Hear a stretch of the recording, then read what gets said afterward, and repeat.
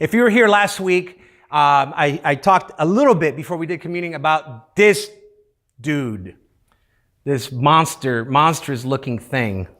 Okay, let's put it up. And I didn't really give you. Where is it at?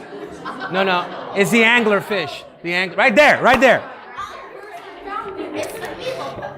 It's not Nemo. No, it's not Nemo, but it's right Nemo. Listen. Over here. So let me just, I didn't give you all the descriptions I wanted to give you about this. So the anglerfish, everybody say angler. It is a bony fish. It's nasty looking, named for its characteristic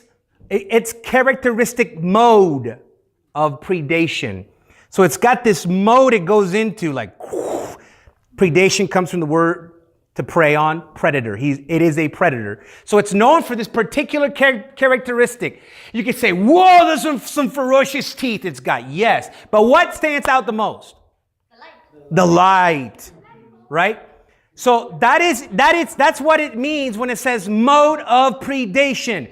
This one characteristic that stands out, that is its main way of preying on its prey. He is tactical. It is tactical in its hunt because it has fleshy growth from the fish's head and it acts as a lure. Everybody say lure. Lure. I'm sorry, my accent comes out. Lure. Sorry, lure. Miss Vero feels me. We share the same struggle. Lure. Okay. All anglerfish are carnivorous and are thus adapted for the capture of prey. Ranging in color from dark gray to dark brown, deep sea species have large heads that bear enormous crescent-shaped mouths full of long fang-like teeth angled inward for efficient prey grabbing. Keyword efficient. Thank you, Miss Melissa. You're writing these keywords down because we're all going to come back to these keywords. Efficient. We are prey grabbing. Their lengths can vary from 20 centimeters, which is 8 inches, to over 1 meter. How many feet is that? 3 feet. Thank you for whoever said that you know your math. So picture one of these things 3 feet long, 1 meter. So that's its length and size, a meter. Can you imagine one of these things a meter long? And it can weigh up to 100 pounds. These are ambush predators. Another characteristic, ambush. I mean, they come out of nowhere and they get you. That's, of course, after being lured by its shiny light. Okay. Most adult anglerfish have a luminescent organ. Get ready for this. It's called the esca. Everybody say esca. At the tip of its modified dorsal ray. The scientific word, not like you need to know it or anything. It's called the elysium or fishing rod. Okay? The organ has been hypothesized to serve the obvious purpose of luring prey in the dark. Keyword dark. Obviously lives in a deep sea environment, but also serves to call the female, also uses this to call males' attention so they can facilitate mating. Oh, he said mating. Stop giggling. Gosh. Okay, I don't know about you. I said it last week, I'll say it again today, but I'd hate to have one of these things nibbling on my toes when you are in Florida or in North Carolina, at the beach, anywhere. Lake McBride, I don't care where. It wouldn't live in Lake McBride because it's a salt fish. But all the descriptions that I gave you just gave me the very eerie description of an aquatic deep sea creature that I wouldn't want to come across in any large body of water. It makes you wonder why on God's earth would he create something like this, right? I mean, but you got to keep in mind there's a purpose for everything. I think it's interesting that the Word of God in 1 Peter 5:8 slide, I shared this last week, 1 Peter 5:8, it's the next slide. It compares our adversary, our enemy, Satan, the devil, call him whatever you want. It compares him to a carnivorous animal, just like the angler fish. Here's what it says. It says, be self-controlled and alert. Your enemy, the devil, prowls around like a roaring lion looking for someone to devour. Last week I talked about how it doesn't say purring. Be self-controlled and alert. Your enemy, the devil, is purring like a precious kitten seeking to scratch you. No, it says roaring like a lion, looking for someone to devour. I think it's interesting how it describes his tactical hunt. His tactical approach to his hunt, just like the angler fish. The problem is, the question I have for you guys is why, when we sin, when we do something that we're not supposed to do, why didn't we hear it coming? We saw all the signs. We knew that we were about to make this decision, that the choice we were about to make was going to lead to no good. But where did we go wrong? Why couldn't we hear the enemy's roars? Why? Again, I would understand if it said purring like a kitten, because kittens are soft and cute.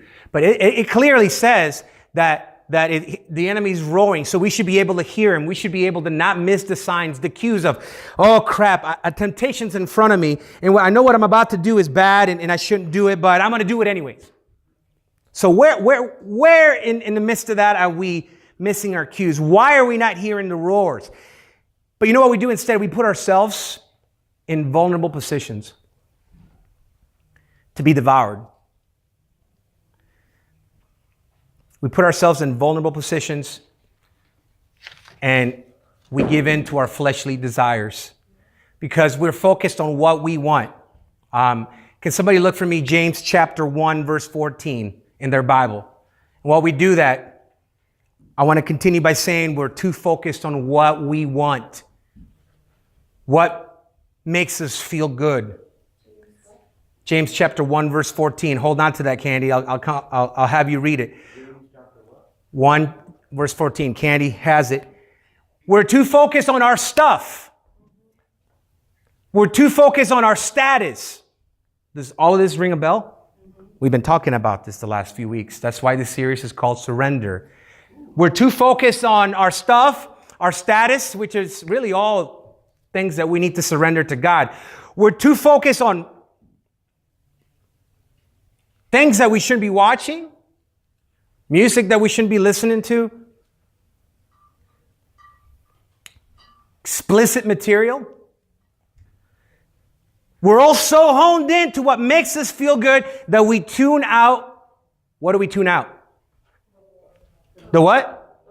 The roars. Because it's what I want. It's what makes me feel good. I know what I'm about to do is bad and it's a terrible choice and it's going to cause harm to others. It's going to hurt people's feelings, but I'm going to do it anyways. Say that again. We don't know we're in the lion's den until we're there and we hear the roar. Because we're so caught up. So too far in, man. Next thing you know, you're in the lion's mouth. You're in the lion's den, then the lion's mouth, feeling miserable. Do you know how many times that somebody said, you just gave away your age. Yeah, I'm 38, man. From the age of 16 to 26, I spent with my head in the lion's mouth. I know I talked about sharing my testimony, and I'm not going to do that tonight. One day I will, because it requires a longer time than what I have. But I was hooked on drugs. Someone did something to me when I was 6 years old. Terrible. Think of that one thing that one human being, adult, can do to a little kid, boy or girl. Think of that one terrible thing. And whatever comes to mind, it may or may not be, but because I don't want to go into detail or be graphic. Boy, did that send me off for a spin. Woo! I spent from 6 till about 26 living in shame, feeling like it was my fault that someone else had what that person did to me. And so what did I choose to do? I chose to self-medicate. I chose to smoke weed to try to fit in, and weed led to other things. Weed led to the harder stuff. Weed, once I was hooked, it led to being put in jail. Oh man, you guys don't even know half the story. And it's not about having street cred, but it's about really saying, you know what? I haven't been there and done that, but man, I've experienced some things I don't wish on my worst enemy. Grew up in the church. Had a grandma that took me to church. Man, and yet feeling so miserable and so lonely because of the choices I had made. Blaming it on somebody else. Well, this person did to me when I was 6 years old. And it's because of that why I want to use drugs. And you know what that's called? That's called being a slave to another person. Enslaved to fear. Enslaved to someone else's actions upon you. No way to live. Look at your neighbor and say, that's no way to live. That's no way. That is no way to live, man. I'm telling you. But because of God's mercy and his grace, I am free. The word says that he who is free, he who the Son sets free is free indeed, Josie. Yes. That's your love story with God. Woo! Right? Like regardless. That's my love story. Thank you. That's awesome. I need to remember that, Miss Melissa. That's not just my testimony. That's like... It's like a death and a resurrection. Yeah, man. His love is always there. It's his love song for you. Yes. So I will tell you more. I would even be willing to one day answer questions. But, you know, I just scratched the surface on my story. Shame, loneliness from bad choices, feeling judged.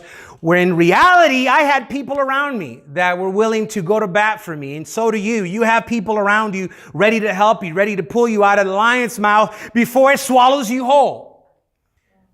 And believe me, I'm just going to pick on some people today. Ashlyn, your sin will swallow you whole. Sam, your sin will swallow you whole. And it will spit you back out. And you'll feel like all that's left to you is bones. I'm going to sidetrack. I am going to give you time. Okay. How many of you guys know what owl pellets are? I'm going to get some owl pellets. If you guys know where to find some owl pellets, bring me some owl pellets, because I want to do this illustration actually with owl pellets in my hands. Okay. What is an owl pellet? Huh? So do you guys know what an owl's digestive system is like? So an owl sits on a tree. Now, let me just be symbolic here. That owl is our enemy, Satan. Sits on a tree, and owls are night creatures. And it will watch rodents out in the field, out in the woods, with its specialized night vision. But on top of having amazing nocturnal vision, little rodents such as mice, whose heartbeats are 200, I think it's about 250 heartbeats per minute. So that's why mice are like, they're like, you know, because their hearts are going, okay? And if my heart was like that, I would probably be peeing. I'm not trying to be gross. I would probably be peeing all the time. But that's what they do. No, listen, that's what they do. Mice, because they're such jittery little creatures, they're constantly peeing. So they'll go over here, they'll pee. They'll go over here, they'll pee. They'll go over there, they'll pee. Guess who's tracking them?